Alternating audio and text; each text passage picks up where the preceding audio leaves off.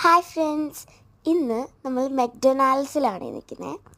അപ്പോൾ ഇന്ന് എന്താണെന്ന് വെച്ചാൽ ഞാൻ ഹാപ്പി മീൽ ഓർഡർ ചെയ്തു. അതിൻ്റെ അകത്ത് എന്തൊക്കെയുണ്ടെന്ന് നമുക്ക് ക്ലിയർ ആയിട്ടൊന്ന് നോക്കാം. അപ്പോൾ ഞാൻ ഫാമിലി ആയിട്ടാണ് വന്നിരിക്കുന്നത്. അപ്പോൾ നമുക്കൊന്ന് തുറന്ന് നോക്കിയാൽ അതിൻ്റെ അകത്ത് എന്താ ഉള്ളതെന്ന്.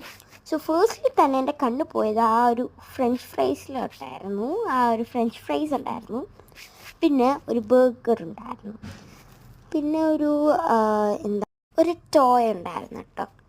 പിന്നെ ജ്യൂസ്, അത് നമുക്ക് ഓർഡർ ചെയ്യായിരുന്നു, നിങ്ങൾക്ക് ഇഷ്ടമുള്ള ടൈപ്പിലുള്ള ജ്യൂസ്. അപ്പോൾ നമുക്കൊന്ന് ഫ്രഞ്ച് ഫ്രൈസ് ട്രൈ ചെയ്ത് നോക്കാം. നോർമൽ ഫ്രഞ്ച് ഫ്രൈസ് തന്നെയായിരുന്നു.